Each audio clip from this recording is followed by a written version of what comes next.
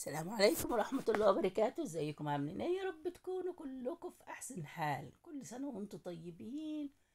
وايه رأيكم بقى يا حلوين في البتفور؟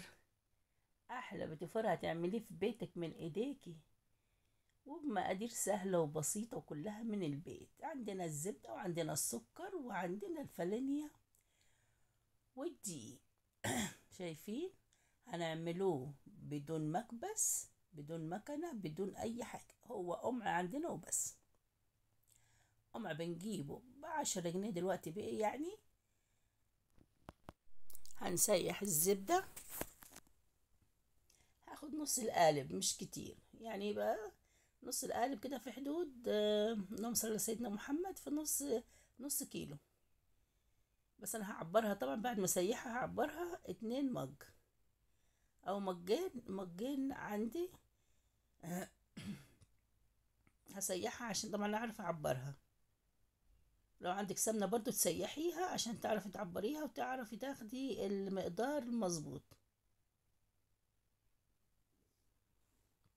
هحطها على البوتاجاز، واوطي عليها البوتاجاز، واسيبها بقى ايه، تسيح براحتها خالص. معلش انا اسفة على صوتي، واخدة دور برد، ومعلش. الله المشافي في المعافي يا رب. خلاص كده الزبدة ساحت. هاخد مجين. ادي المج الاول، وبعد كده هاخد المج التاني.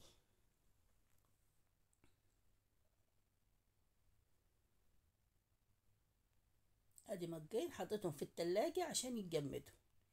معايا كوباية من السكر. السكر مطحون، سكر بودرة يا بنات. معلش انا اسفة يا بنات، صوتي رايح في الباي باي. يلا بقى نضرب السكر مع الزبدة ضرب مربح. نفضل نضرب فيها لغاية ما لونها يبيض والسكر يدوب مع السمنة، وقوامها زاد اهو زي ما شايفين يا بنات، اهو بالشكل ده. هنضرب فيها حبة حلوين. الجو طبعا سخن وحر، والزبدة مش مستحملة، بتسيح على طول. دخلتها التلاجة ورجعت تاني بضرب فيها.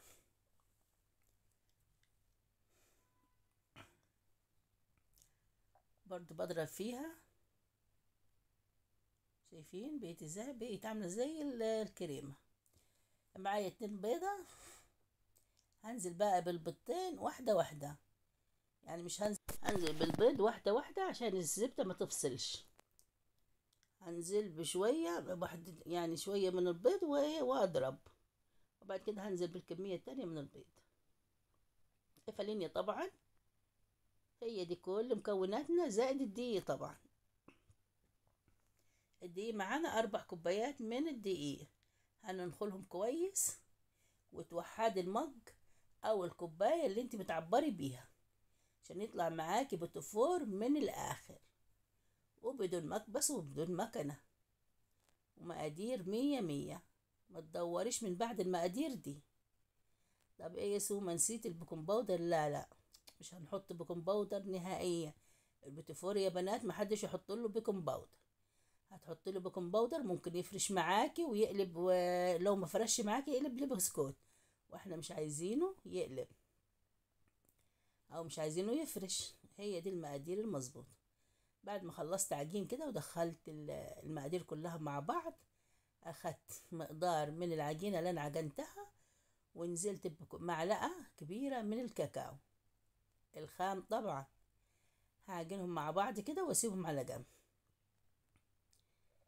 بصي طبعا في ناس بتشيل من الدقيق معلقتين وتحط مكانهم معلقتين من الدقيق وتحط معلقه الكاكاو او معلقتين كاكاو. انا لا، عشان بحط معلقه واحده مش لازم اشيل معلقه يعني من الدقيق. هتقولي لي فاتحه العجينه فاتحه البني او اللي بتاعت الكاكاو؟ لا، مش فاتحه. اول ما هتستوي هتبقى نفس اللون اللي احنا بنشوفه، اللي هو اللون الكاكاو، هتشوفوه معايا. ما تزوديش الكاكاو عشان ما ينشفش معاكي. اهو بقي معانا فانيليا. مقدار من البيتيفور فانيليا، ومقدار من البيتيفور شوكولاته. او هي بالكاكاو. بص بقى ما شاء الله. برضو لو الجو حر كده برضو تدخليها تاني التلاجة، وبعد كده ترتاح تطلعيها عادي وتشتغلي بيها. شايفين القمع بتاعنا ما شاء الله عليه مطلع الرسمة ايه مية مية. لا المكبس بقى يفلت منك، ولا العمود بتاعه يتكسر، ولا اي حاجة. شايفين؟ وبص عامل نفسه كمان ايه مكبس بيطلع حتت من الجناب. مية مية. مش هنقف عند حاجة، ما عندناش مكبس يبقى كده ايه، مش هنعمل بتفور مكبسنا مكسور هنشحت. لا، هنشحت يعني مكبس ولا اي حاجة. لا، هو القمع بتاعنا بنجيبه من عند يعني اللي هم الجماعة اللي هم بتوع الملتزمات الأدوات المنزلية. بصوا بقى، دخلت الفرن حطيته على الرف الوسطاني، وبعد كده حطيت كمان اللي فوق، بس ما مش بنولع شواية بنات، بنبدل فوق وتحت في الرفين بس من غير شواية. يعني بنبدل فوق وتحت عشان الوقت، عشان نخلص بس.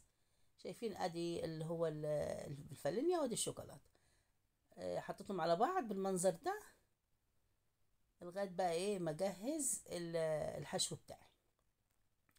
حطيتهم على جنب كده وبردوا، وجبت المربى وهبتدي احشي معاكم.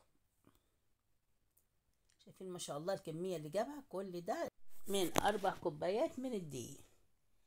ادي المربى اللي هنستخدمها مربى مشمش. احلى حاجة للبوتيفور مربى المشمش يا بنات.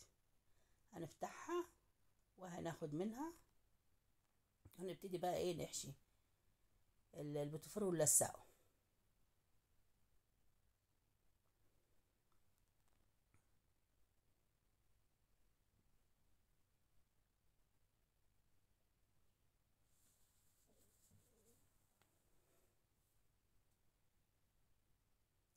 المربى بتبقى بوريه، ما بتبقاش طبعا قطع. هجيب كمان اهو يعني ده للتزيين. معايا فرماسيلا ومعايا كمان جوز هند. بصراحة احلى حاجة بحب ازين بيها البوتيفور جوز الهند والفرماسيلا. حاجات بسيطة، وعندنا برضو بيبقى من البيت، من حاجات من رمضان. كل سنة وانتم طيبين. حاجات فاضلة من رمضان اهي بنستخدمها. وبحشي اهو بالمنظر ده، او ألسع بالمنظر ده البيتفور بالمربى، وازينه بالفرماسيلا والجوز الهند. طريقة سهلة وبسيطة، ومقادير أبسط من كده مش هتلاقي.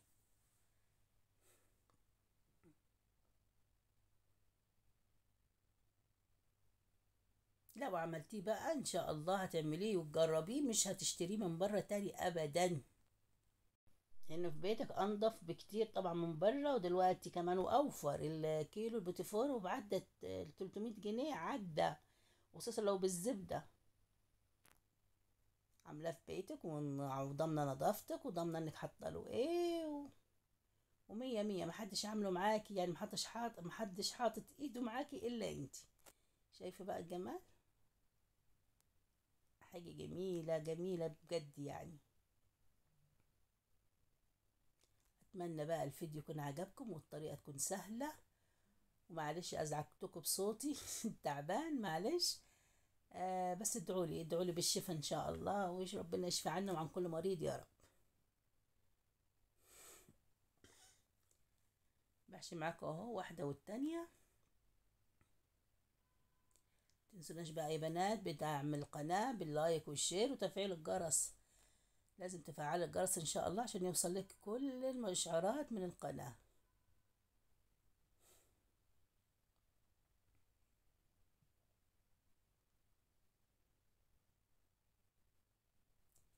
افصل وارجع لكم تاني. اخلص كده بصوا اهو، رجعت حالا اهو، مش بطول عليكم خالص.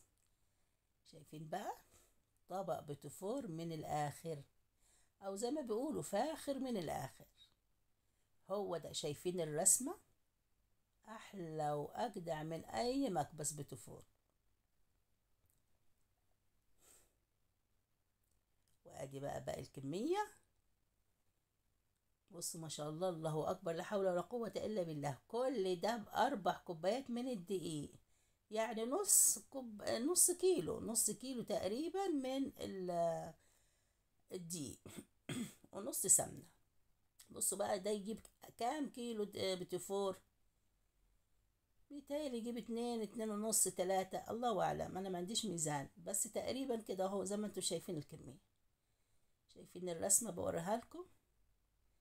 يلا حبايبي، في نهاية الفيديو أقول لكم السلام عليكم ورحمة الله وبركاته.